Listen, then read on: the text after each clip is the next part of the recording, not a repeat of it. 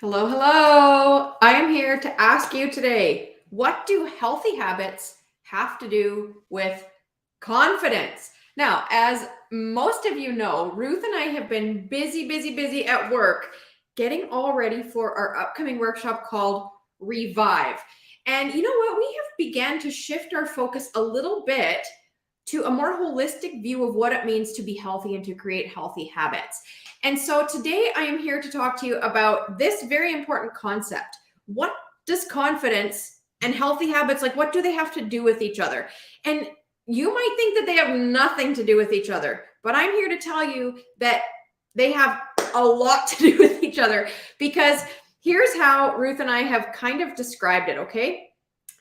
When we are healthy in our minds, our bodies, and in our souls, then as we create those healthy habits, we are building confidence in ourselves, in who God made us to be, because when we have those healthy habits and when we are living within those healthy habits, we're living in alignment with what we value. Because think about it. The Bible talks a lot about how we should live, right? It's kind of a guidebook for the best way to live.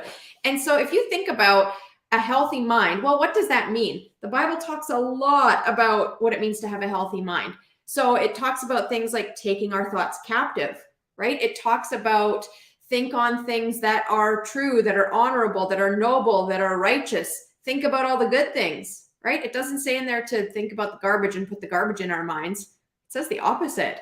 So our value systems as women of faith are to follow what the Bible says, which says think about the things that are true and honorable and right. It says to take our thoughts captive.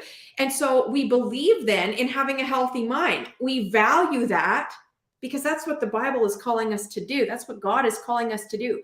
So when we are building healthy habits in our mind, we're actually living in alignment with what we value, which then contributes to how confident we feel, right? Because when we're living in alignment with what we value, hi, Yvonne, when we're living in alignment with what we value, we feel more confident about ourselves. The same thing could be said for our bodies. When we are living in alignment with what we value, with what the Bible asks of us to do to have a healthy body, which we believe treating our body like a temple means a lot of things. It means moving our bodies for health. It means putting good nutrition into our bodies so that we can live at a healthy weight, so that we can live out the purpose that God has for us.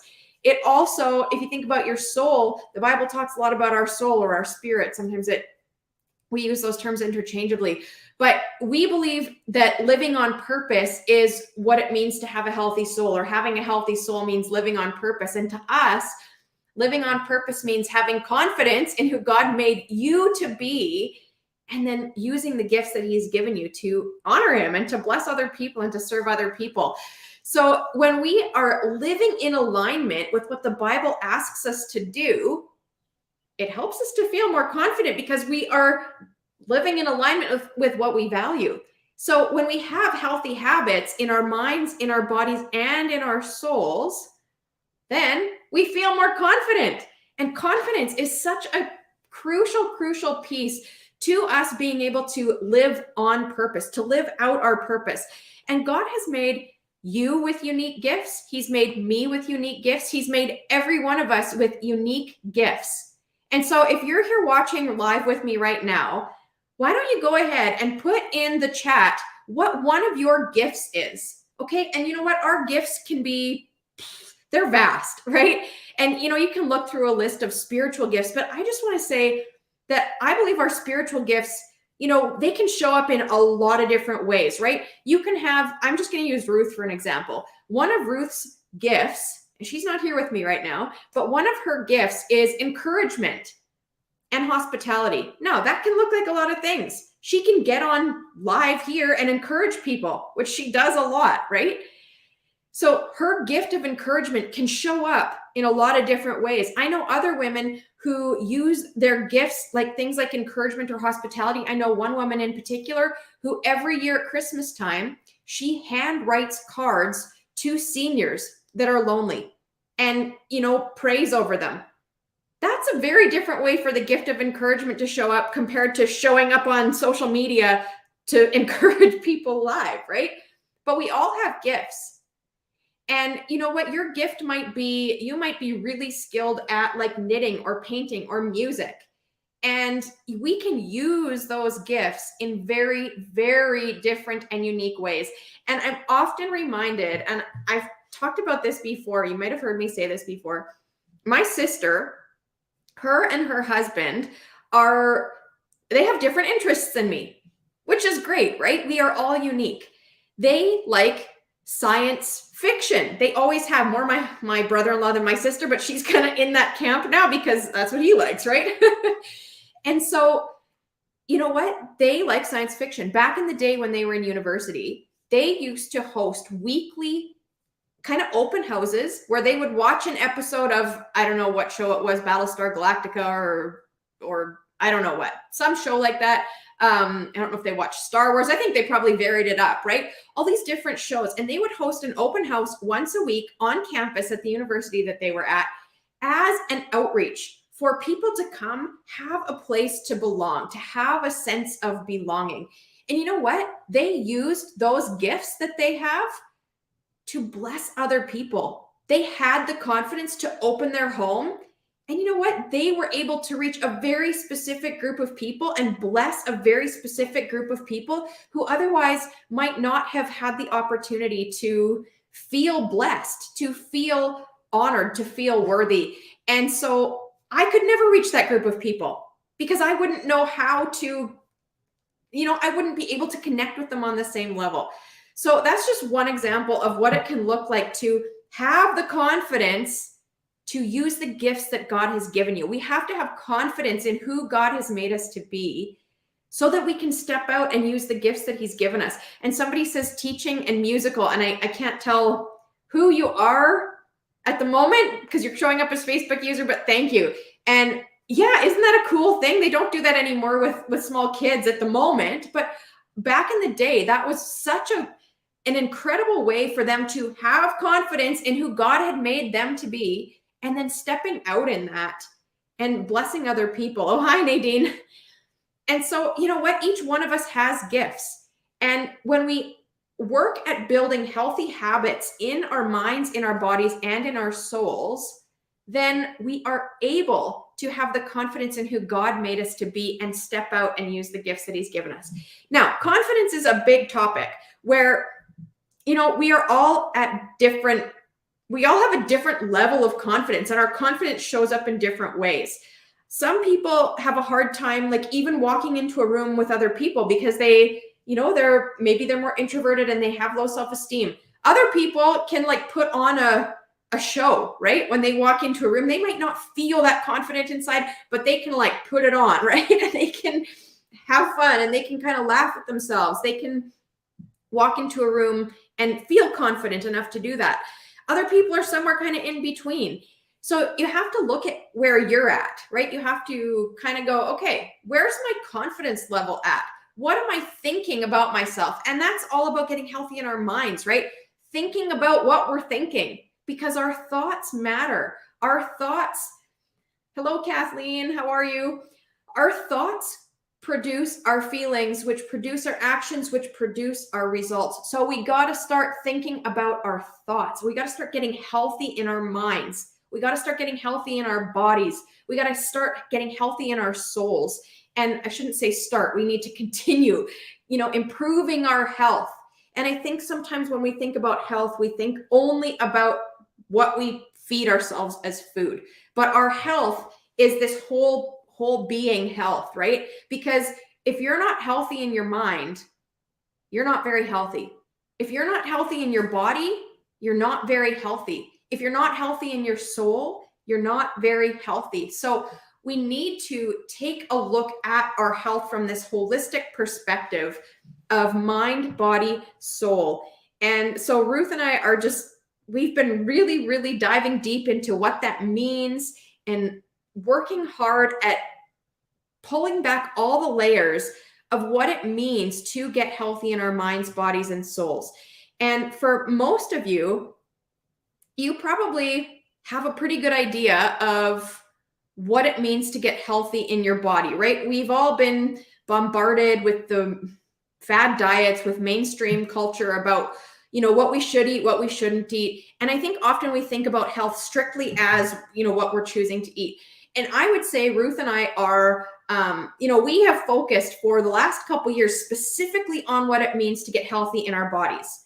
And we've helped a lot of women, create those healthy habits. And we're going to continue doing that. We also want to start branching out to help women get healthy in their minds and in their souls, so that we can be women of confidence in who God made us to be, so that we can step out and honor him with the gifts that he's given us to live on purpose, because we were each created for a purpose.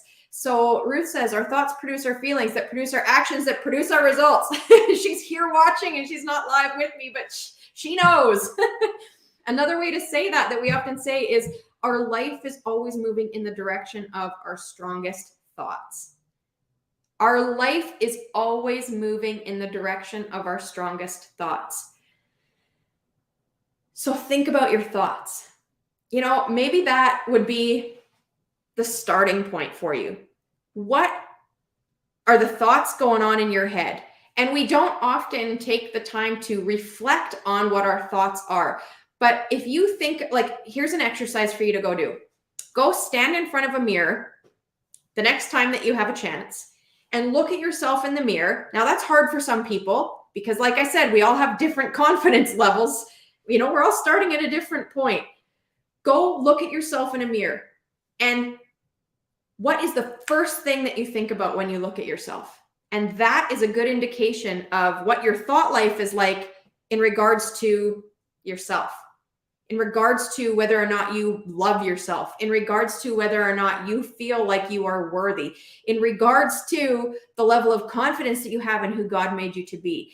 And, we are called to love ourselves. The Bible says, love your neighbor as yourself. So if you're willing to, pour out good things to other people, to our neighbors, if we're willing to say good things to other people, if we're willing to encourage and uplift other people, if we look at somebody else and can see beautiful things, then we need to be able to do that about ourselves too. And not in a vain way, not in a conceited way, but in a way that is loving and honoring the person that God created you to be. You were created with intention. No mistakes were made. No mistakes were made when you were formed. Not one. Now, that doesn't mean we're perfect. That doesn't mean that we can't improve, because we want to improve. We want to take good care of these bodies God has given us. But you were created without mistake. So the more that we can build those healthy habits in our minds, because like I said, if you go take inventory of your thoughts when you look in the mirror, maybe it's time to start creating healthy habits in your mind where we're taking those thoughts captive. So the more that we can begin to build those healthy habits in our mind, in our bodies, and in our souls, then the more confidence we're going to have to step out and use the gifts that God has given us. So that is what healthy habits and confidence have to do with each other. They are so much more connected than we think. So I am here to invite you to come join our upcoming workshop. It's a new workshop. Maybe you've heard us talking about it already. It starts on June 6th. So it's a little ways away, but the registration page is open. And I have put it in the description of this video.